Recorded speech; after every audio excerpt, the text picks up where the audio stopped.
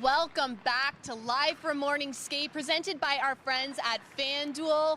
Man, Leafs Nation, we missed you. That was a long All-Star break, but it is finally game day in Leafland again. The Leafs are preparing for their second game in a home-and-home series against the Columbus Blue Jackets. As you can see, it's an optional skate this morning after a 3-0 win last night at Nationwide Arena. Hi everyone, I'm Jacqueline Doorey, joined by the one and only Olympic champion, world champion defenseman, Becky Kellar. How are you? I am so excited to have hockey back at Scotiabank Arena. It's felt like a long time. I think this is the longest I haven't seen you and you guys at home since we started this show, so it felt odd. Feels good to be back. Lots to talk about today. Obviously, we'll talk about last night's matchup, talk about tonight's matchup. But once again, a little bit of a deja vu there, a back-to-back against the Blue Jackets. We're going to talk about some prop picks as well as some Marlies players that were called up earlier in the week. But before we get to all that, we need to mention that tomorrow is a very special day. Leafs outdoor practice at Nathan Phillips Square, 12 p.m. You are all invited to come watch the boys in blue practice outside. It's supposed to be great weather, the sun is shining, and make sure to get there early as well, not only because it will be busy, but also because the PWHPA is having a skills competition at Nathan Phillips Square at 10:30 in the morning. So lots to look forward to, and I mean, this must bring back so many memories for so many people, including you, Becky.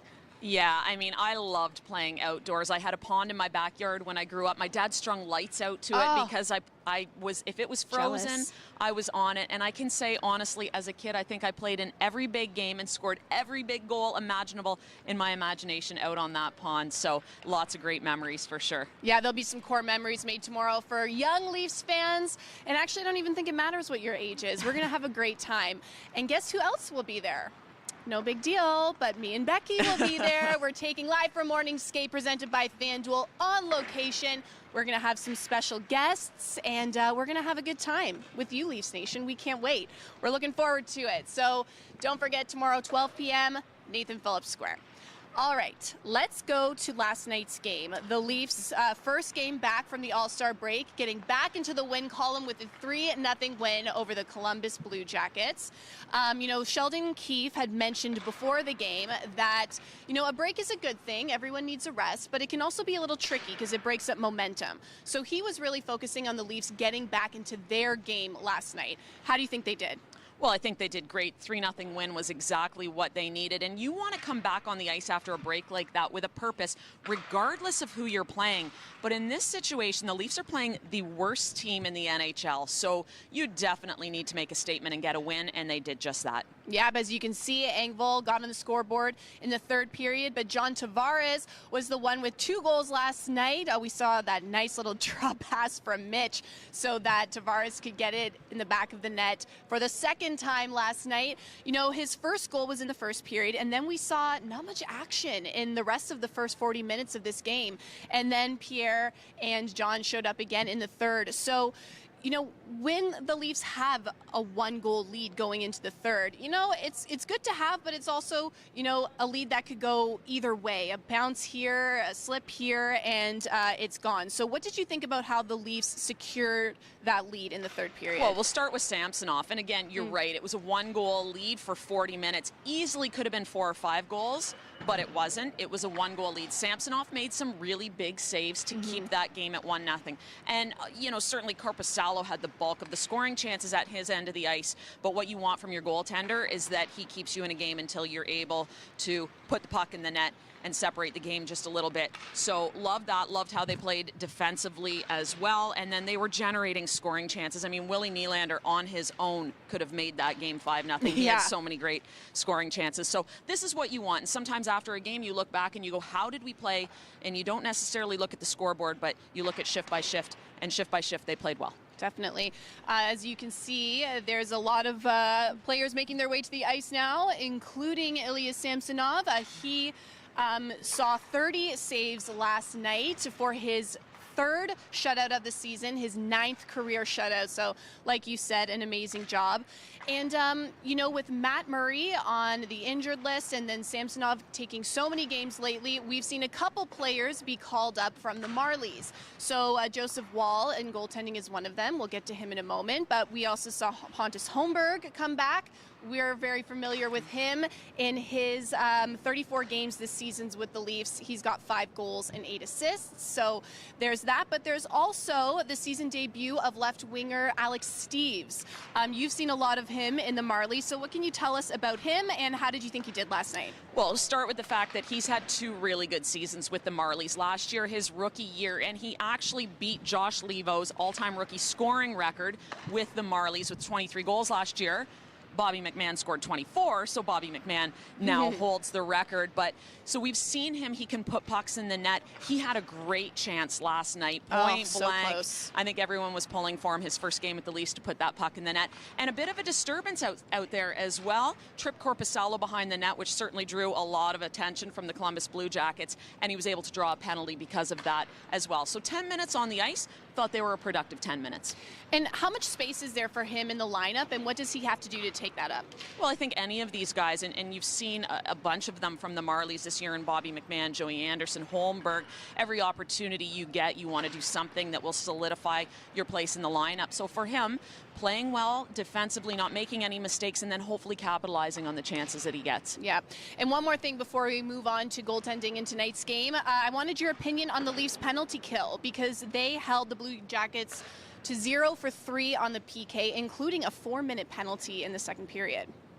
Yeah, the penalty kill looked really good. You know, they're getting in shot lane, they're doing all the little things right, and then generating some scoring chances too. And, you know, Pierre Engvall had a good game last night. One of the best scoring chances they had actually came off the penalty kill. He made a nice 2-on-1 feed over to Aston Reese. Not able to complete the transaction, but we saw some really good things on the PK. And again, if you can generate some offense, that's a bonus. Now, to be clear, they're playing against a 29th ranked power play, so they should have success, and they did. Good. So talked about goaltending a couple times, so now it is time to talk about Joseph Woll, the third call-up from the Marlies that we saw last week.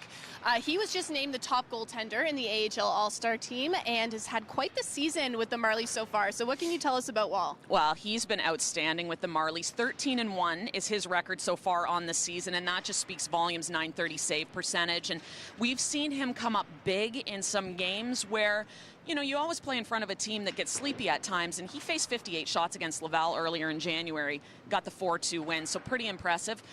You know, he's an athletic goalie. He's worked on his technical side of the game, so now he has both, and so we've seen some great things from him. Definitely deserving of the opportunity to play here with the Leafs. Yeah, and we saw him play some games with the Leafs last season, dealing with a couple injuries here and there, but tonight he will be making his debut with the Leafs for this season anyway. So, oh, you know what, I shouldn't say that. He could be making his season debut with the Leafs. If not tonight, maybe in the next couple games. Could be his time, but we will see. You never know. You never know. You never know. It's one of our favorite parts leading up to tonight's game. All right, so let's take a little bit of a closer look at the Columbus Blue Jackets, because as you mentioned, they are sitting last in the league, coming into tonight's game off of 4 straight losses.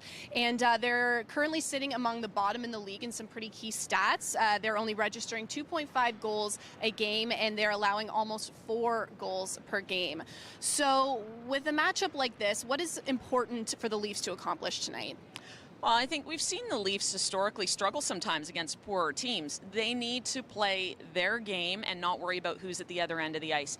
You know, a team like Columbus, if they keep things 1-0 like they did last night, they got a good goalie in Korpisalo. Their top line with Laine and Gaudreau and Jenner, that's a line that can actually score goals. So you want to bury your chances if you're the Leafs, continue to play well defensively. I mean, just what we saw from them last night. Don't take the team at the other end of the ice lightly. Yeah. Well, and the Blue Jackets do have some threats. Johnny Gaudreau is having a fantastic season, leading the team with 49 points. Patrick Laine also having a solid season. And you've mentioned him a couple times. Joonas Korpisalo really kept Columbus in the game last night. He faced 41 shots on net and made some pretty beautiful saves. So what will be the key for the Leafs winning tonight? Well, I got to think if you're Willie Nylander, you've gone back to watch a little bit of video. How do I solve this guy? But again, like I said, they are the better team. They're the deeper team, and I think that's the big thing. You look at Columbus, their top line is good, but it really drops off after that. So if you're Toronto, you're throwing 3 and 4 lines at them that can all be productive, that can all consistently put pressure on them, and you focus on yourself and not who's at the other end of the ice. All right, now that we know what to expect on the ice for tonight's game, let's move on to JD's prop picks presented by FanDuel, and we will start off with the highest scoring period. I'm going to go with the third period, just based on the fact that last night the Leafs put 2 pucks in the net in the third, so I think they're going to do it again and make the final 20 minutes the highest scoring period for tonight's game. I'm going to go with the second. I thought you might say that. This is a team that I'm going with the statistics. This is a team that historically has scored a lot of goals in the second period. They're back home. I think we're going to see the second period be a big one for the Leafs tonight. Well, let's take a look at FanDuel's odds for the third period being the highest scoring period, minus 250. So we will see. Next up, will there be overtime? I'm going to say no. The Leafs and the Blue Jackets, both coming off of last night's game. I think they kind of have each other's number, and I think we'll see something similar to what we saw last night. So I think the game will be wrapped up in the first 60 minutes. Yeah, I agree. I think if the Leafs are able to bury the chances that they get, and I'm assuming they're going to get a lot again, I think this game is going to get away pretty quickly, and then there's not going to be an overtime. Yeah, well, I think the FanDuel odds seem to be in our favor. The odds for the game not going into overtime are minus 650. So I feel good about those choices. I feel good. We'll see about that third period versus the second period, but we'll see. All right, so as everyone knows, it is February, which means it is Black History Month. So we want to celebrate fantastic Black athletes in the game of hockey, and today we are going to celebrate Angela James, the first superstar of women's hockey and a key person in bringing the women's game to the international stage in the 90s. James played in the first official women's hockey championship in 1990, which Canada won, by the way, and she'd go on to win 3 more world titles and be the first Black woman to captain Team Canada. And James was known for her incredibly hard shot and for being a threat at center, which was her typical position, but also on defense. And in 2010, she was one of the first women to be inducted into the Hockey Hall of Fame. And today, James is the GM of the Toronto Six in the Premier Hockey Federation. So I could tell you tons of facts about Angela James, but Becky, you actually played with her, which is incredible. I did play with her when I first came to Team Canada, and she was that player. And you listen to some of these guys come into the NHL and they talk about how amazing it is to step on the ice with their heroes or to be in a dressing room with their heroes. Angela James was that person for me. I remember when I first went to Team Canada camp, sitting there and looking across the room and thinking, I can't believe I'm in the same dressing room as Angela James. She was the Wayne Gretzky of women's hockey, an outstanding player, outstanding person, and a great leader. Yeah, and if any of you are living around the Flemington Park area, you might recognize that name because there's Angela James Arena right there. So she's all over Toronto. She started off playing ball hockey in the streets of Toronto, which I find incredible. So Angela James, yeah, thank you for all your contributions and looking forward to seeing what more she'll bring to the sport of hockey. So that is, I think, all we had for our to-do list today on Live from Morning Skate. Tonight's puck drop is at 7 p.m. Eastern here at Scotiabank Arena. It's Hockey Night in Canada tonight, so you can watch the game on CBC and Sportsnet, or you can listen with Jim and Joe on TSN 1050. As always, thank you so much for watching. I'm Jacqueline Doorey. Becky Kellar. And we will see you tomorrow at outdoor skate. Nathan Phillips Square. Can't wait. Can't wait. See you then.